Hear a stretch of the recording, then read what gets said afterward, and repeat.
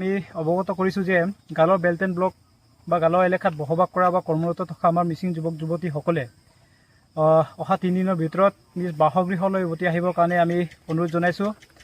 যিহেতুকে গালো ৱেলফেয়াৰ ছ'চাইটিত নাৰী ভিলেজ আৰু গাঁৱৰ কিছুমান ব্যক্তিয়ে মিটিং কৰি পেলাই কিছুমান প্ৰস্তাৱ প্ৰেৰণ কৰিছে যে গালো যিটো ভিলেজত কৰ্মৰত নকৰিবৰ কাৰণে আৰু যিমানখিনি বিজনেছ কৰা আমাৰ মিচিং যুৱক আছে সেই মিচিং যুৱক যুৱতীসকলক বিজনেছ নকৰিবৰ কাৰণে ইয়াতে সিদ্ধান্ত গ্ৰহণ কৰা হৈছে।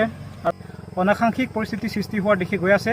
গতিকে আপোনালোকে অনতিপলমে 3 দিনৰ ভিতৰত নিজ বাসগৃহলৈ উভতি আহিবৰ কাৰণে অনুৰোধ কৰিছোঁ। আৰু আপোনালোকে 3 দিনৰ ভিতৰত গৈ আহক। অনাকাংক্ষিত ঘটনাৰ পিছত ঘটে তেতিয়াহ'লে আমি টাকা মিচিং পৰিংকাবাং বা মিচিং সমাজক দোষাৰোপ নকৰিবৰ কাৰণে অনুৰোধ জনাইছোঁ।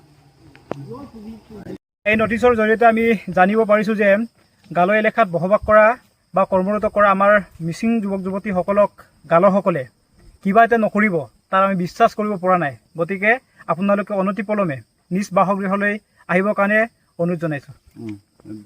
ये संवाद के जरिए आप लोग को एक मैसेज पहुंचाना चाहता हूँ कि हम लोग का जितना भी मिसिंग भाई और बहनों गालो बेल्ट एरिया में काम कर रहा है, जल्द ही जल्द 3 दिन के अंदर वापस आओ, क्योंकि उन लोग कभी भी कुछ भी कर सकता है। क्योंकि उन लोग कुछ नहीं करेगा ये हम लोग विश्वास में नहीं ले पा रहा है, इसलिए जल्द ही जल्द वापस घर आ जाओ। যোৱা 10 আগষ্টৰ তাৰিখে বৰ্ডাৰ টিবিংমাং গাঁৱত যিখিনি অনাকাংক্ষিক ঘটনা সৃষ্টি হৈছিলে এই সকল কালপ্ৰিকক আমি ধুনীয়াকৈ চিনাক্ত কৰি দিয়া হৈছিলে। চ' অৰুণাচল চৰকাৰ আৰু অৰুণাচল পুলিচে 1% ষ্টেপ লোৱা দেখা পোৱা নাই। চ' আমাৰ গালো এৰিয়াত আমাৰ মিচিং যুৱক যুৱতী যিমানখিনি আছে